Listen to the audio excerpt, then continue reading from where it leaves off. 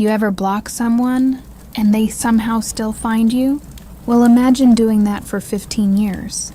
15 years of blocking, hiding, changing accounts, and he still finds me. This is my story. Before we continue, please subscribe to the channel so that I can keep bringing you more of these amazing stories. It started when I was 19. Just a bored evening scrolling through an online dating app, chatting with random people. That's when I met him. He wasn't weird at first. Charming, funny, kind of shy. We talked for a few weeks, nothing serious. But then I noticed he'd start replying instantly, even at 3 a.m. Every post I made, every comment, he was there. It didn't feel like flirting anymore. It felt like I was being watched. So I blocked him. Simple, right? Except the next morning, I woke up to a friend request on Facebook. Same profile picture, new name. I ignored it. Then another request. Then another. By the third one, I realized he wasn't going away. When I finally blocked every account, he found my Twitter, then my Instagram. He'd send messages like, "Why are you ignoring me? Don't pretend you don't miss me." Sometimes just, "I see you." No context, just those 3 words sitting in my inbox. Months would pass in silence. Enough time for me to think it was finally over. Then out of nowhere, another message. Another account. He always came back. A year later, I switched schools and thought maybe I could start fresh. But he somehow found out where I went. Started adding my classmates online, messaging them, asking about me, pretending to be an old friend. One day, he even messaged my mom. She told him to leave me alone. His reply? He said he was going to pound me into oblivion. I still remember my mom's face when she read that out loud.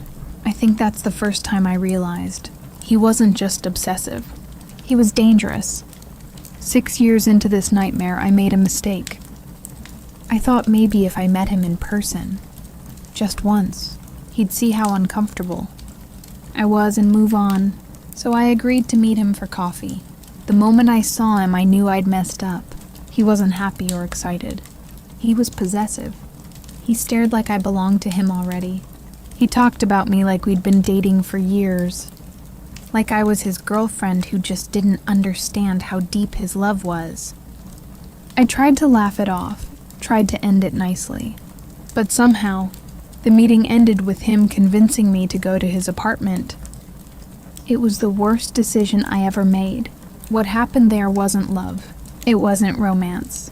It was something cold, mechanical, like he wanted to prove something.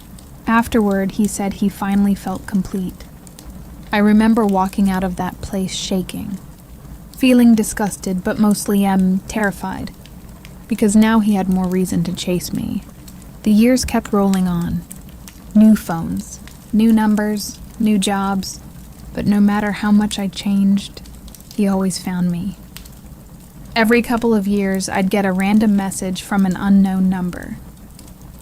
"Hey, it's me." Or a new Facebook message from some random account. Always him. He even told people we used to date. I've met him twice in my whole life. But to him, that was enough to build an entire fantasy. Every relationship I had, he interfered. He'd message my boyfriends, my friends. Sometimes he'd just lurk, liking old photos from accounts I hadn't used in years. 15 years later, I'm married now. I have 2 kids, and somehow he still hasn't stopped. Just 2 weeks ago, he sent me a message on Facebook. I saw the little notification pop up. His name, another fake profile. He wrote something, and as I hovered over it, he deleted the message, then blocked me. And I just sat there staring at my screen, because for the first time, it felt like he was done. Like maybe he realized this obsession has no ending. I want to believe it's over. But sometimes, when my phone lights up with a message from an unknown number, my heart still skips a beat. Because deep down I know, if he found me once, he can find me again. If you've ever been through something like this, trust your instincts. Block, report, and protect yourself. Even if it feels dramatic, you're not overreacting. It was a normal Saturday. I was at my local grocery store, doing my weekly shopping, the kind where your cart's overflowing, and you know you'll be spending at least $100. I was tired, scrolling through my list, just wanting to check out and go home. That's when he showed up. A tall man, maybe in his 40s, leaned toward me in line and practically shouted, "Your hair is gorgeous." The whole line turned to look. My face burned. It was loud, unnecessary, but I smiled politely and thanked him. I turned back to my cart, pretending to rearrange groceries just to avoid the attention, but he didn't stop. He started firing a lot of questions at me like, "What's your name? You live around here? You got kids?" Barely pausing long enough for me to answer before jumping to the next. I was trying to stay calm, laugh it off, until he said something that made my skin crawl. He leaned closer and said, "Maybe I could come to your house later, help you put away those groceries. Then we could go out after." I froze, my stomach dropped. I forced a smile and said, "I don't think my husband would appreciate that." That one sentence flipped a switch in him. His face twisted from fake charm to pure anger. He started cursing, loud, ugly words, right there in front of everyone.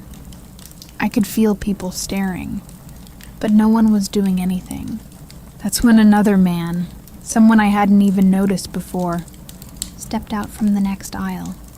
He looked calm but serious, holding just a bottle of soft drink. He said, "Hey, are you in line?" The loud guy looked confused. "No, I'm just..." "Then maybe you should back off," the stranger said firmly. And just like that, the creepy guy actually left. He threw one last insult over his shoulder and stormed out. I breathed again. I thanked the stranger. He just smiled, said it was no problem, and stood in line behind me. I even offered to let him go ahead, but he waved it off. "I'm not in a rush," he said. It felt like a movie moment. The nice guy stepping in to save the day. When it was time to check out, though, that uneasy feeling crept back in. Something about the situation still felt wrong. I couldn't shake it. I told the cashier I was worried the first guy might be waiting outside, and she offered to call someone to walk me out. Before she could, the nice guy, that's the one who saved me, and spoke up. "I'll walk you to your car," he said with an easy smile. That same voice that had made me feel safe now made my stomach twist. I smiled back but hesitated. My hands were trembling. I told him, "That's okay. I'll just call my husband." He nodded politely, said no problem, and walked out. And that's when it happened. The second he walked through those sliding doors, the sick feeling vanished completely. My body relaxed, like someone had lifted a weight off my chest. I thought maybe it really was just anxiety. I do have anxiety, and sometimes it hits out of nowhere. But just to be safe, I still called my husband to pick me up. I sat on the bench near the window with my full cart, waiting, watching cars pull in and out of the parking lot. Then I saw it. A beat-up white SUV rolled slowly past the front of the store. And sitting in the passenger seat, looking right out the window, was the gentleman, the man who'd just offered to walk me to my car. And behind the wheel, the loudmouth from earlier. They were together. I felt the blood drain from my face. My body went cold. They had been working together the entire time. One to scare me, the other to gain my trust. They were waiting for me to walk out, alone. If I'd accepted that kind offer to walk me to my car, I might not be telling this story.